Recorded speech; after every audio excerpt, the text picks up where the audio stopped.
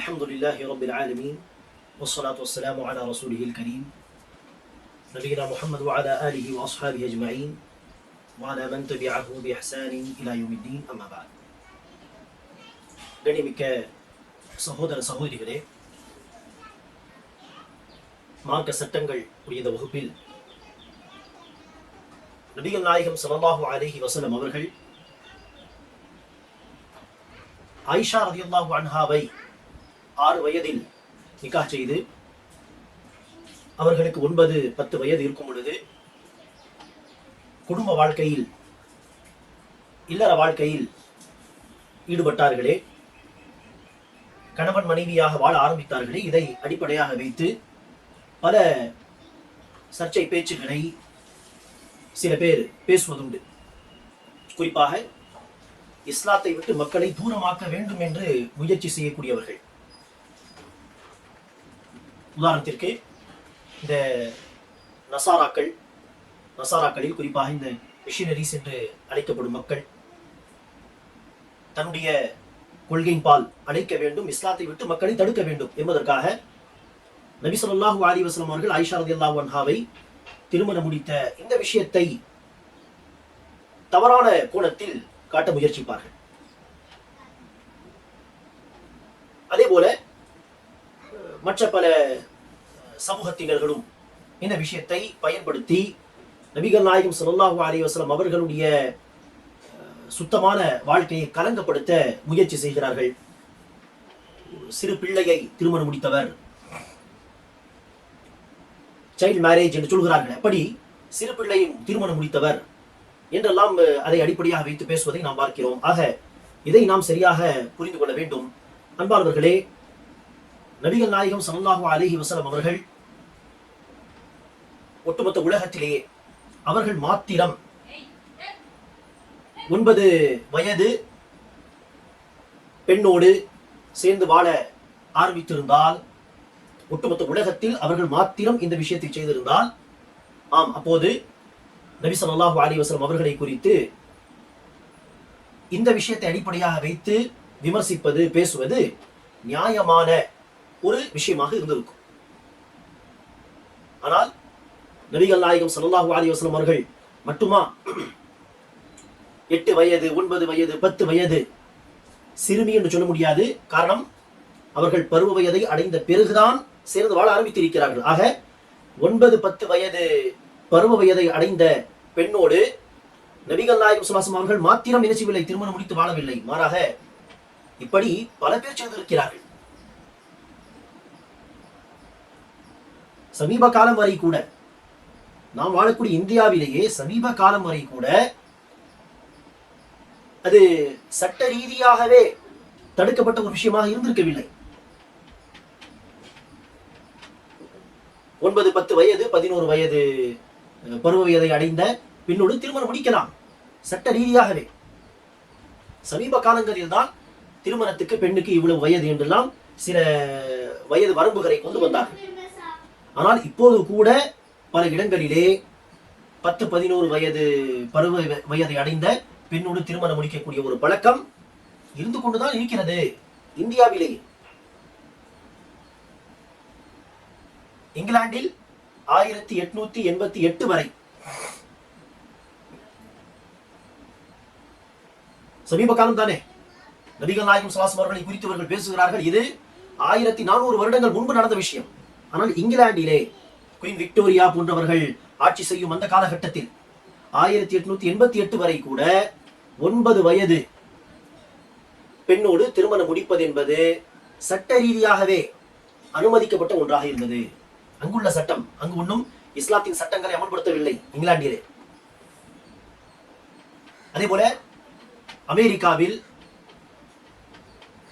Pennsylvania என்றெல்லாம் அழைக்கப்படும் அந்த பகுதிகள், அதையெல்லாம் அந்த பகுதிகளை எல்லாம் ஏதோ பைபிள் பெல்ட் என்று சொல்வார்களாம்.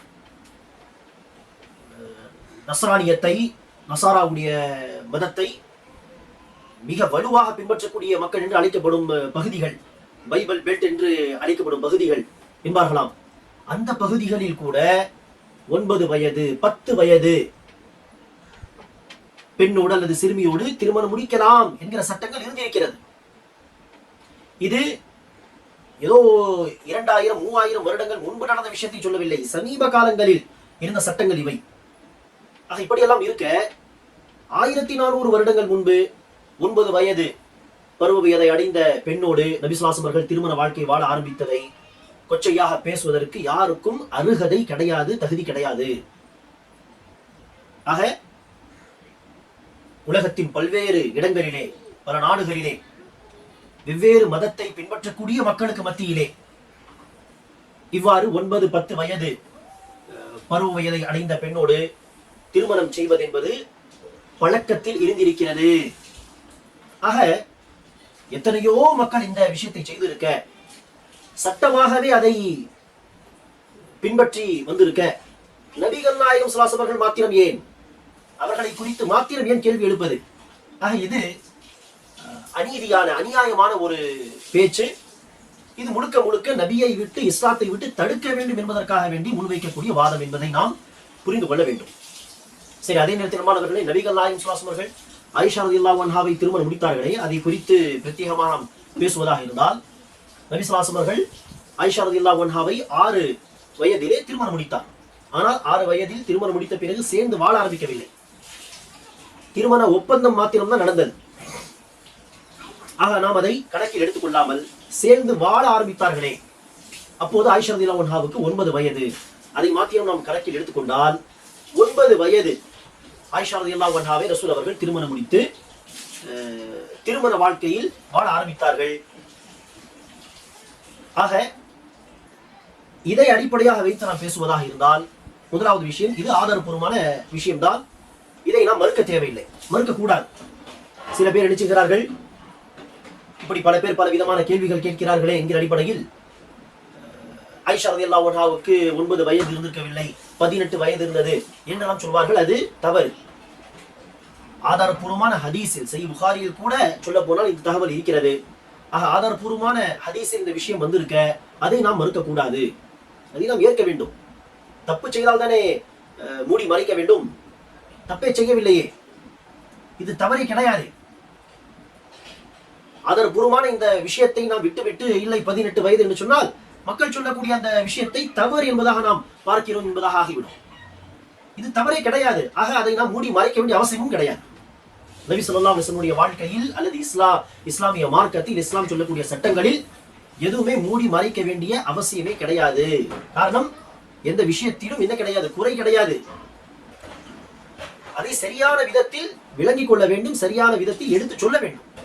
ஆக நபி ஸல்லல்லாஹு அலைஹி வஸல்லம் 9 வயது ஆயிஷா ரலியல்லாஹு அன்ஹா அவர்களோடு திருமண வாழ்க்கையில் ஈடுபட்டார். இது ஆதாரபூர்வமான விஷயம். சரி, 9 வயதில் நபி ஸல்லல்லாஹு அலைஹி வஸல்லம் ஆயிஷா ரலியல்லாஹு அன்ஹா அவர்களுக்கு 9 வயது இருக்க நிக்காஹுடைய வாழ்க்கையில், திருமண வாழ்க்கையில் வாழ ஆரம்பித்தாரே, இது எந்த விதத்திலும் தவறாகாது. காரணம், அரபு தேசத்திலே 9 வயதில் எல்லாம் பருவ வயதை அடைந்து விடுவார்கள் பெண்கள். 9 வயதில் பருவ வயதை அடைந்து விடுவார்கள். சில பகுதிகளில் 12 வயது, சில பகுதிகள் 13 வயது. ஆனால் அரபு தேசத்திலே அங்குள்ள அட்மாஸ்பியர், அங்குள்ள உணவு, அங்குள்ள லைஃப் ஸ்டைல், அதையெல்லாம் பொறுத்து பார்த்தால் 8-9 வயதில் ஒரு பெண் பருவ வயதை அடைந்து விடுகிறாள். ஆக நபிகள் நாயகம் ஸல்லல்லாஹு அலைஹி வஸல்லம் அவர்கள் ஒரு சிறுமியை திருமணம் முடிக்கவில்லை, அதை நாம் விளங்கிக் கொள்ள வேண்டும்.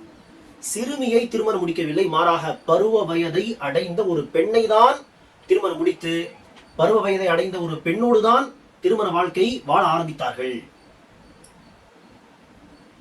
அதேபோல் அன்பானவர்களே, நபிகள் நாயகம் ஸல்லல்லாஹு அலைஹி வஸல்லம் அவர்கள் 9 வயது ஆயிஷா ரலியல்லாஹு அன்ஹா அவர்களோடு திருமண வாழ்க்கையை வாழ ஆரம்பித்த இந்த விஷயத்தில் குறை காணும் விதத்திலே, விமர்சனம் செய்யும் விதத்திலே ஏதாவது ஒரு விஷயம் இருந்திருந்தால், நபி ஸல்லல்லாஹு அலைஹி வஸல்லம் அவர்களுடைய எதிரிகள், பகைவர்கள் இந்த விஷயத்தை பேசாமல் விட்டிருப்பார்களா?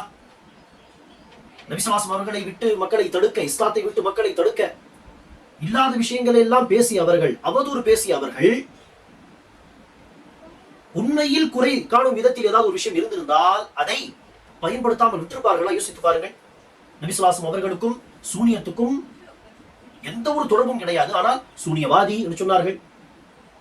நபி ஸல்லல்லாஹு அலைஹி வஸல்லம் அவர்களுக்கு கவிதையே சொல்ல தெரியாதானால் குர்ஆனுடைய வசனங்களை கவிதை என்று சொன்னார்கள், ரசூலை கவிஞர் என்று சொன்னார்கள், நபி ஸல்லல்லாஹு அலைஹி வஸல்லம் அவர்களை பைத்தியக்காரன் என்று சொன்னார்கள்.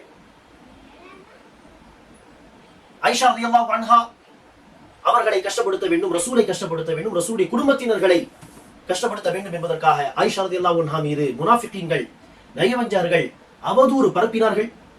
பிறகு அல்லாஹ் சுப்ஹானஹு வ தஆலா வசனங்களை இறக்கி வைத்து ஆயிஷா ரலியல்லாஹு அன்ஹா பரிசுத்தமானவர்கள் என்பதை மக்களுக்கு அறிவித்தான். ஆக இல்லாத விஷயங்களை எல்லாம் பேசி ரசூலை கஷ்டப்படுத்த வேண்டும், ரசூலை விட்டு மக்களை தூரமாக்க வேண்டும் என்று சதி செய்த அந்த காஃபிர்கள் ரசூலுல்லாஹி அவர்களுடைய இந்த திருமண வாழ்க்கையில் உண்மையில் பேசுவதற்கு ஏதாவது ஒரு பொருள் இருந்திருந்தால் அதை பயன்படுத்தாமல் விட்டிருப்பார்களா? யோசித்து பாருங்கள். ஆனால் அந்த காலத்து காஃபிர்களும் சரி, ரசூலுல்லாஹினுடைய வாழ்க்கைக்கு பிறகு வந்த காலங்களில் இருந்த காஃபிர்களும் சரி, யாருமே ரசூலுடைய திருமண வாழ்க்கை குறித்து பொதுவாகவே, மேலும் குறிப்பாக ஆயிஷா ரலியல்லாஹு அன்ஹாவுடைய திருமணத்தை குறித்து யாருமே தவறாக பேசியதில்லை. அன்பானவர்களே, இது மிக தெளிவான ஒரு ஆதாரம். இதில் குறை காண்பதற்கு எதுவுமே இல்லை.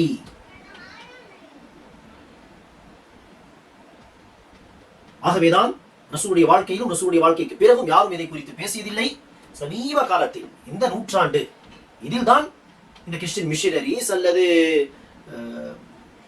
நபி ஸல்லல்லாஹு அலைஹி வஸல்லம் அவர்களை இஸ்லாத்தை எதிர்க்கக்கூடிய மற்ற சில மதத்தினர்கள் இஸ்லாத்தை விட்டு தடுப்பதற்காக வேண்டி இந்த மாடர்ன் உலகத்திலே 9 வயது 10 வயது பெண்ணை திருமணம் முடித்ததை தவறாக பார்க்கக்கூடிய இந்த காலகட்டத்திலே இதை பயன்படுத்தி மக்களை தூரமாக்கலாம், முகமதுடைய வாழ்க்கை கலங்கப்படுத்தலாம் என்று அதை பயன்படுத்திக் கொள்கிறார்களே ஒழிய தன்னுடைய பகைக்காக அதில் தவறாக பேசுவதற்கு எதுவுமே கிடையாது.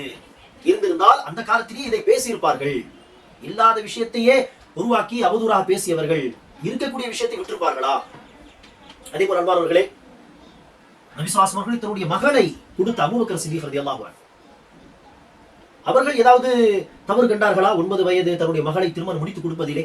குறிப்பாக நபி ஸல்லல்லாஹு அலைஹி வஸல்லம் அவர்கள் கூட அநேகமாக ஆயிஷா ரலியல்லாஹு அன்ஹாவை திருமணம் முடிக்க வேண்டும் என்று கேட்கவில்லை. அவர்கள் தான் தன் தரப்பிலிருந்து தான் கேட்டார்கள்.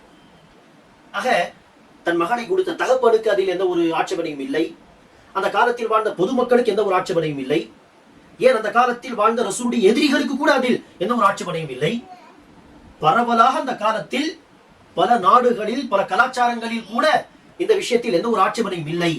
சமீப காலம் வரை கூட நமது இந்தியாவில் கூட இந்த விஷயத்துக்கு எந்த ஒரு ஆட்சேபனையும் இல்லை என்று சொன்னால் 1400 வருடங்கள் முன்பு நபி ஸல்லல்லாஹு அலைஹி வஸல்லம் அவர்கள் செய்த ஒரு திருமணத்தை குறித்து இப்போது உட்கார்ந்து நாம் இப்படி பேசினால் அது முஸ்லிம்கள் மாத்திரமல்ல, முஸ்லிம் அல்லாதவர்கள், நீதியை நேர்மையை விரும்பக்கூடியவர்கள் இருந்தால் அவர்கள் கூட இது என்ன மடத்தனம் முட்டாள்தனம் என்றுதான் சொல்வார்கள்.